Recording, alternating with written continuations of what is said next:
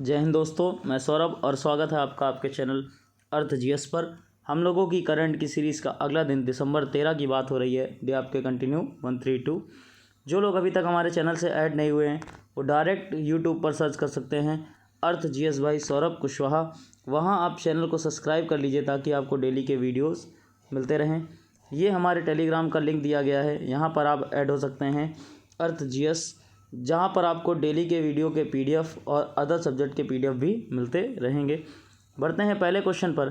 Summit for democracy, जिसका आयोजन Joe Biden द्वारा किया जा रहा है, शामिल कुल देशों की संख्या कितनी है? अभी वाइट हाउस में आपके समिट फॉर डेमोक्रेसी नामक एक आयोजन किया गया जिसमें जो कुल देशों की संख्या है वो शामिल होने वाले 100 रही।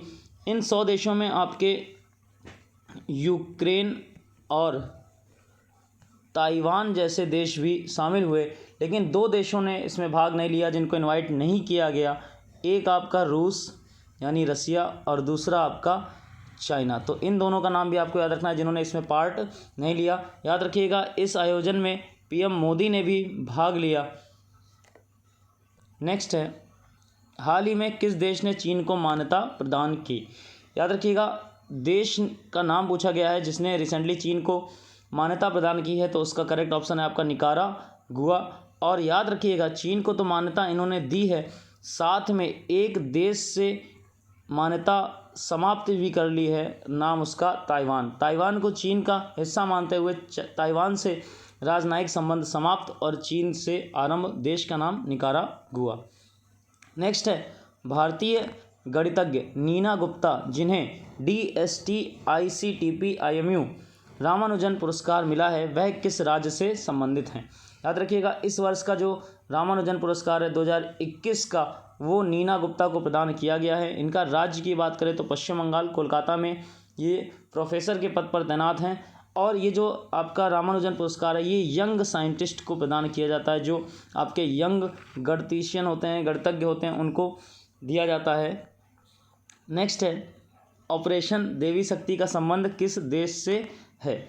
ये जो आपका ऑपरेशन देवी शक्ति है इसका आरंभ भारत के द्वारा किया गया है। भारत ने अभी हाल ही में 110 भारतीयों और अफ़गान नागरिकों को काबुल से रिहा किया है, अपने यहाँ वापस ले आए हैं। तो याद रखिएगा किस देश से संबंधित है, तो अफ़गानिस्तान।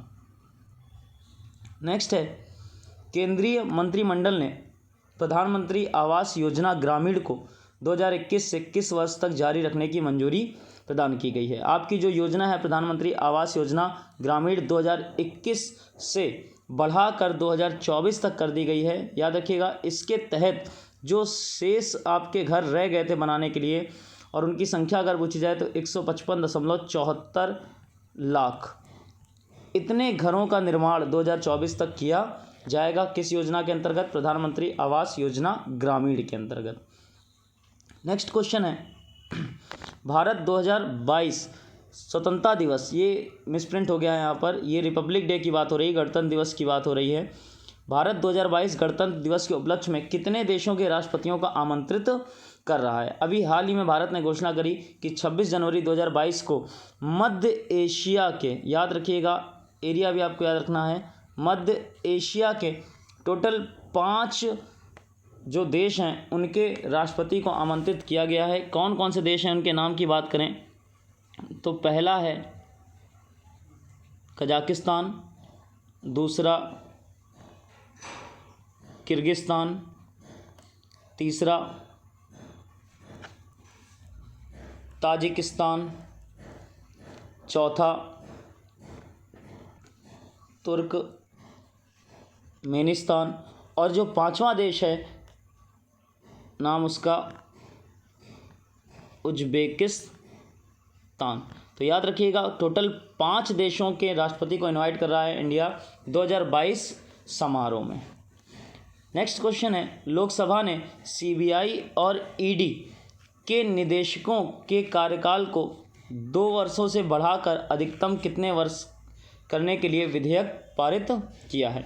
याद रखिएगा लोकसभा ने अभी हाल ही में 2 निदेशकों संस्थाओं के सीबीआई और ईडी के कार्यकाल को 2 वर्ष से बढ़ाकर टोटल 5 वर्ष करने का निर्णय लिया है और इसके लिए इन्होंने कुल 2 विधेयक पारित किए हैं। तो संख्या भी याद रखिएगा, 2 विधेयक। तो करेक्ट ऑप्शन आपका हो गया 5।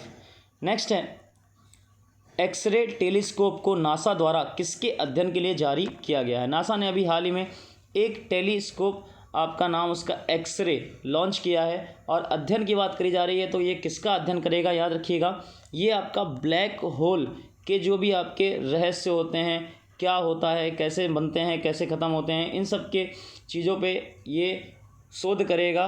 नाम याद रखना है, एक्सरे टेलीस्कोप। नेक्स्ट क्वेश्चन है, अमेजन कंपनी पर हाल ही में किस देश ने जुर्माना लगाया है। याद रखिएगा, अमेज़ॉन कंपनी पर आपका रिसेंटली इटली ने जुर्माना लगाया है। और अगर जुर्माने की बात करें तो कितना लगाया है, तो 1.3 बिलियन डॉलर। टोटल जुर्माना भी अगर पूछा जाए तो 1.3 बिलियन डॉलर किस देश द्वारा लगाया गया, तो करेक्ट ऑप्शन आपका इटली। नेक्स्ट, जियोजेब्रा कंपनी का अधिग्रहण निम्न में से किस संस्था ने किया है। सबसे पहले तो ये जियोजेब्रा कंपनी है, जियोजेब्रा, ये एक मैथ्स को, गणित को सीखने का उपकरण है। आप डिजिटल एक उपकरण बोल सकते हैं गणित के लिए, जियोजेब्रा कंपनी का।